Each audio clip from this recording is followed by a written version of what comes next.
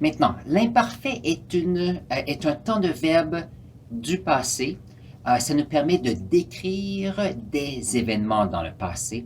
Ça permet aussi de décrire des événements qui reviennent à intervalles réguliers ou des événements à long terme dans le passé. Par exemple, la semaine passée, je me réveillais à 6 heures à tous les matins. On répète à tous les jours. Lorsque j'avais 32 ans, j'étais un nouvel enseignant. Alors si on pense, lorsque j'avais 32 ans, c'est un long moment. Et ça peut être bien sûr des descriptions. Par exemple, il y avait, lorsque je vivais dans ma maison, il y avait un garage, je jardinais à tous les jours. Donc, ça permet de pouvoir parler d'événements passés. Alors, quelle est la structure ici? La structure, c'est assez simple. Premièrement, il faut se rappeler des verbes au présent. Il faut le conjuguer avec nous. Il faut enlever la terminaison ONS et il faut mettre la bonne terminaison. Voyons voir quelques exemples. On a ici des verbes qui sont des verbes parler.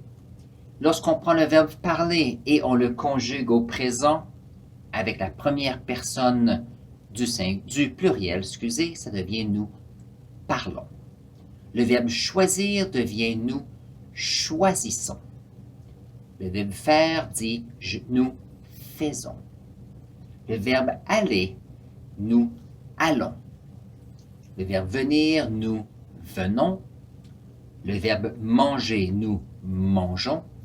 Et le verbe prendre, nous prenons.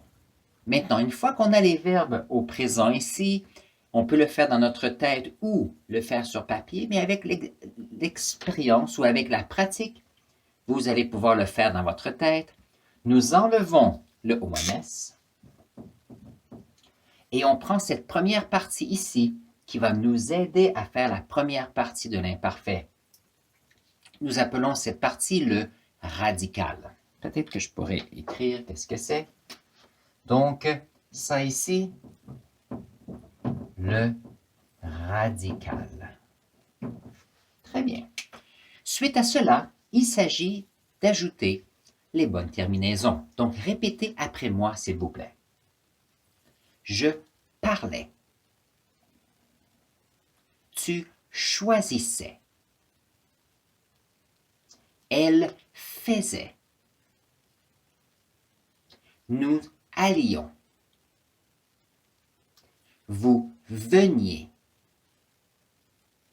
Il mangeait. Elle prenait. Alors ici, on a conjugué différents verbes à l'imparfait. Et voyons voir, les terminaisons sont toujours les mêmes, peu importe le verbe. Alors voyons voir ces terminaisons. Alors, avec le je, c'est AIS. Avec le tu, AIS. Le il ou elle, c'est AIT. Le nous avons IONS. Avec le vous, c'est IEZ. Et il ou elle, ici, au pluriel, la terminaison est AIENT. Alors sur ce, j'espère que ceci va vous donner quelques exemples. Je vais sûrement continuer à travailler sur ceci sur d'autres vidéos. Mais pour l'instant, vous pouvez aller voir, je vais indiquer ici un lien pour aller voir une autre vidéo sur le français. Alors je vous vois là dans un instant.